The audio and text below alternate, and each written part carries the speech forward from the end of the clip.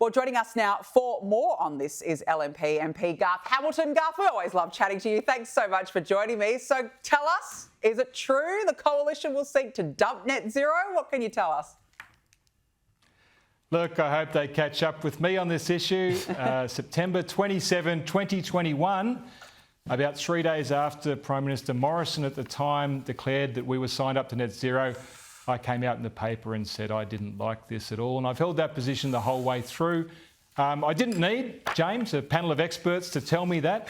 I didn't need a review process. It was clear to me the impact that this would have on our economy, my local economy. I'm coming from an area of Australia where our emissions have increased over the last 10 years, and that's a good thing. We've grown. Our agriculture sector is growing, particularly our red meat. Our mining sector is growing. Our manufacturing and transport sectors are all growing. And all of those sectors increase their emissions, and they have done right across the country. This is bad policy. It's always going to be bad policy. I stood against it. I'm looking forward to us getting on with this.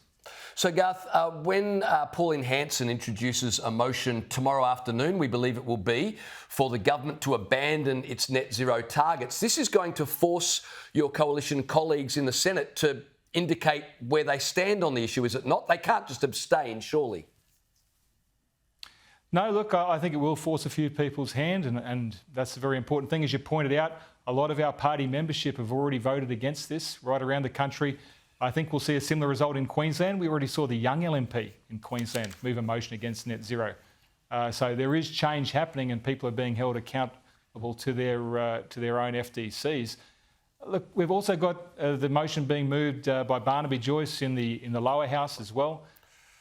You know, on all these things, it's just easy to be yourself and say what's in your heart.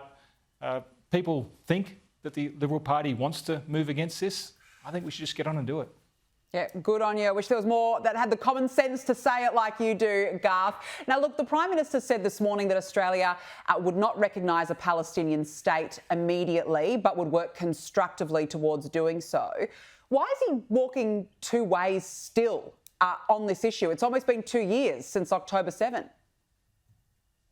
It's amazing that we're in that conversation about acknowledging Palestinian statehood at a time when I point out Hamas is still active. Hamas is still out there conducting operations in Gaza. Just this week, we saw, I think, 25 Israelis either killed or wounded in an ambush that they pulled there. Hostages still being held.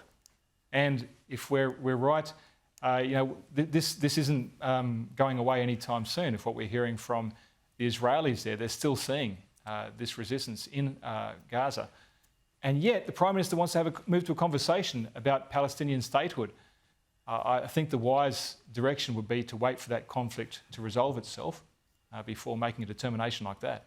Yeah, you're absolutely right about that. I want to talk to you about another pressing issue in the last few days that have brought about an embarrassing backflip by Trade Minister Don Farrell, who today said he was wrong to have claimed last week that Donald Trump had personally raised the issue of Australian beef with Anthony Albanese. Here's what Don Farrell originally said on Sky News. Have a listen. I couldn't tell you off the top of my head which of the discussions, but I'm aware that this issue was raised by the President of the United States. So there you go. But here was Anthony Albanese on the ABC just this morning. Did Donald Trump raise this with you directly? No. Donald Trump, though, did raise it at the so-called Liberation Day. Of course, he raised it publicly. So, Garth, with all that confusion, I have to ask you, has mad cow disease infected the government? Well, look, I'm filled with confidence watching that.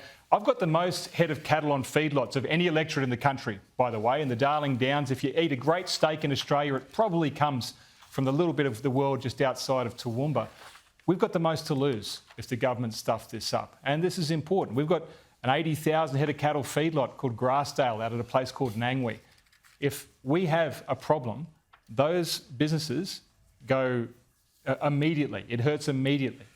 And it's not just the feedlotters or the cattle owners, it's the transport, it's the feed, guys who produce the feed, it's all the hands who work there as well.